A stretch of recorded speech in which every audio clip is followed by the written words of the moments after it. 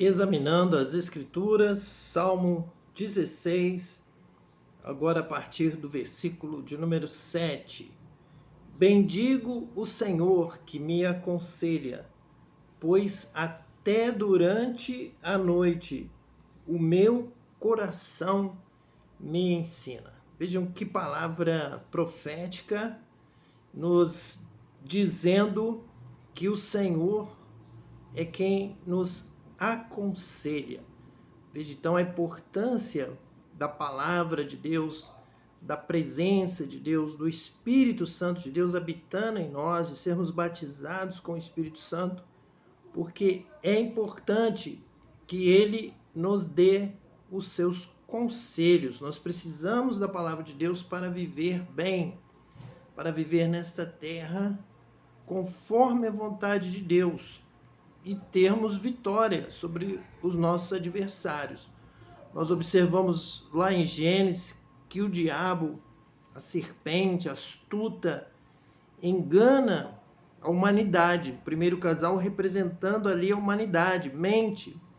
E eles então são iludidos, eles são provocados, eles são tentados. A concupiscência dos olhos, ao observarem que a fruta do conhecimento do bem e do mal tinha uma boa aparência, parecia agradável, agradável à vista, agradável para comer, que daria sabor à vida e que também traria o conhecimento. Então, eles receberam ali o conselho do diabo, a doutrina de demônios, uma direção que levava à morte. Mas agora, Deus nos dá o conselho que leva à vida, que leva à paz, à segurança, à salvação. Pois até durante a noite o meu coração me ensina. Porque nós recebemos, conforme a profecia de Ezequiel, nós recebemos um novo coração. Coração de carne, um coração sensível à voz de Deus. Este novo coração é quem nos ensina. Este coração que nos ensina é também ligado ao batismo com o Espírito Santo, pois a profecia fala a respeito de um novo coração, mas também de um novo espírito. Então, o batismo com o Espírito Santo, ele fala, o Espírito Santo fala através desse batismo com o nosso coração, e o nosso coração nos ensina o caminho da vida, o caminho da vitória, o caminho da justiça, o caminho estreito, que é o caminho em que apenas o justo caminha. A porta estreita e o caminho estreito são a porta e o caminho do justo, do que aprende do Senhor. Nós já nos referimos aqui várias vezes à profecia de João Batista, o precursor de Cristo, dizendo: este é o que vos batiza com o Espírito Santo e com fogo. O ministério de Jesus, os seus ensinos levaram a igreja, o povo de Deus, os apóstolos, os discípulos de Jesus, todos, ao batismo com o Espírito Santo. Então a missão de Jesus foi ensinar e batizar com o Espírito Santo, e João Batista batizava com água para remissão dos pecados. Mas o batismo de poder, o batismo da sabedoria, o batismo do ensino de Deus, o batismo do conhecimento da glória de Deus, é o batismo com o Espírito Santo. É este que nós devemos receber acima de tudo, confirmando assim o selo da promessa, o penhor do nosso resgate. Realmente o sentido da obra de Jesus, ele é complementado, fechado com o batismo com o Espírito Santo. O versículo 8 diz assim: o Senhor tem sempre à minha presença, estando ele à minha direita, não serei abalado. Esse versículo também faz referência ao batismo com o Espírito Santo, pois ele prometeu estar conosco sempre. Jesus prometeu que não nos deixaria órfãos, mas que ao chegar ao céu, a primeira coisa que ele faria seria mandar o Espírito Santo, derramar o Espírito Santo, batizar com o Espírito Santo. Então o salmista tem essa profecia, essa palavra de revelação profética, de que o Senhor tem sempre a minha presença. A minha presença comigo. Como que isso foi possível? Como que essa profecia se cumpriu? Ter o Senhor sempre a minha presença, sempre comigo, habitando em mim, pelo Espírito Santo que nos foi dado. Ele veio do céu como porção de Deus. Jesus é a palavra de Deus, é o verbo de Deus. E o Ruá é o Espírito de Deus, é o sopro de Deus. Então, parte de Deus que vem habitar em nós. É Deus habitando em nós. E assim, Ele estando conosco, jamais seremos abalados. É o Senhor quem nos dá a vitória. É o Senhor habitando em nós que nos dá a visão, a sabedoria, o entendimento. Com isso, Ele nos dá a certeza da vitória, Ele nos dá esta alegria.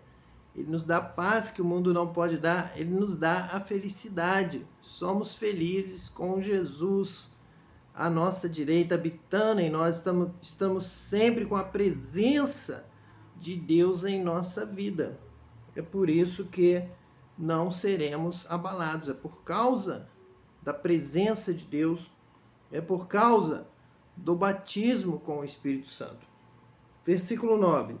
Alegra-se, pois, o meu coração e o meu espírito exulta, até o meu corpo repousará seguro. Você sabe que essa é uma profecia a respeito do batismo com o Espírito Santo. Ela está relacionada com Ezequiel. Ezequiel também viu, Deus falou com ele que daria um novo coração e um novo espírito. Então, o seu coração se alegra, o seu espírito exulta, e até o seu corpo repousará seguro. A habitação do Espírito Santo em nós realiza esta obra completa. Realiza no coração, no espírito e até no corpo. Até o nosso corpo é fortalecido, é renovado. Minha alma viverá, meu espírito, ele se alegrará em Deus, e até o meu corpo vai celebrar ao Senhor, vai saltar de alegria na presença de Deus, ou até o meu corpo repousará seguro, eu vou sentir esta paz. Essa paz vem para o coração, vem para a alma, vem para o corpo. Você é renovado, você é feliz, completamente feliz, com o batismo com o Espírito Santo, porque o Senhor vem habitar em você. É justamente porque o Senhor tem sempre a minha presença, que o meu coração se alegra, o meu espírito exulta e o meu corpo repousa seguro, por causa dessa presença de Deus que se confirma, reforçada a profecia em Ezequiel, de receber um novo coração e um novo espírito, lá por Jesus, no batismo com o Espírito Santo, dizendo que ele, o seu ministério, o complemento do seu ministério foi o Pentecostes, foi o derramamento do Espírito Santo. De Sião sairá a lei e a palavra do Senhor de Jerusalém, a partir daquele momento ali no dia de Pentecostes, do batismo com o Espírito Santo, em que os discípulos reunidos todos falaram em outras línguas, línguas dos homens, língua das nações, língua dos anjos, e saíram então a partir de Jerusalém, levando a palavra de Deus, levando a lei do Senhor, que foi ali revelada, derramada pelo Espírito Santo, para que a igreja, os discípulos, saíssem pelo mundo levando o evangelho de Cristo, a mensagem de Cristo, e que aquela promessa do derramamento do Espírito seria para todos que fossem chamados. É para todos, é para nós, totalmente para nós. Não podemos abrir mão deste complemento, dessa obra de Deus perfeita, completa, com o batismo com o Espírito Santo. Versículo 10. Pois não deixarás a minha alma na morte, não permitirás que o teu santo veja a corrupção. Jesus tomou esta palavra que ele leu, que ele conheceu, que ele já conhecia, conhecia as Sagradas Letras, as Escrituras, desde a da sua infância. Como um judeu, ele foi educado com as Escrituras, aprendeu a ler, foi a Jerusalém, se apresentou lá diante dos sacerdotes, como todo menino de Israel, próximo de completar 12 anos, e ele teve um conhecimento que chamou, inclusive, a atenção das autoridades da época, das autoridades religiosas, dos estudiosos, dos escribas, dos que trabalhavam com a interpretação e com a preservação das Escrituras e do seu estudo. Jesus tinha todo este conhecimento. Então, quando ele observou os Salmos, observou a Torá, observou os profetas, ele já sabia que essa escritura falava dele. Essa escritura era a respeito do seu ministério. Então ele deveria citar para que nós viéssemos aqui observar, estudar, entender corretamente o que aconteceu com ele. Qual era o seu ministério, qual era a sua missão, a respeito do seu sofrimento, da sua morte, da sua ressurreição, do batismo com o Espírito Santo, de chegar ao céu, de ser coroado, ser recebido na glória e derramar o que foi visto ali em Pentecostes, o Espírito Santo da promessa.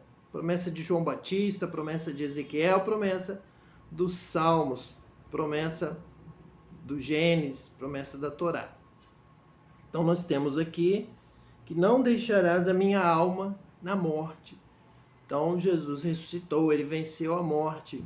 De que ele passaria pela morte, não deixarás a minha alma na morte. Ele teria que morrer. Então ele já ensina que a profecia dos Salmos já revelava que ele morreria.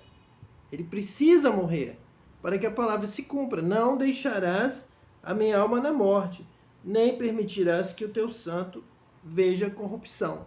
Então ele não foi sequer sepultado, ele não foi enterrado, ele não viu corrupção, ele não ficou debaixo da terra, alguns palmos, como se fosse uma imersão. Ele não passou por isso. Ele foi colocado em um túmulo sobre uma pedra.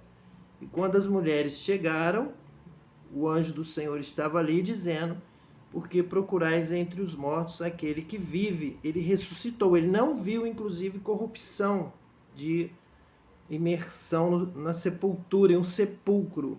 Ele ficou em um sepulcro sobre a terra e não embaixo da terra. E ele ressuscitou. Veja que já a revelação, a profecia a respeito da morte e ressurreição de Cristo sem sepultamento. Versículo 11. Tu me farás ver os caminhos da vida. Na tua presença há plenitude de alegria. Na tua destra, delícias perpetuamente. Então, este é o Salmo 16. E aqui também foi tomada essa palavra como a palavra da ressurreição. Os profetas citaram, Jesus citou, os apóstolos também vão citar a respeito dos caminhos da vida, o caminho da ressurreição.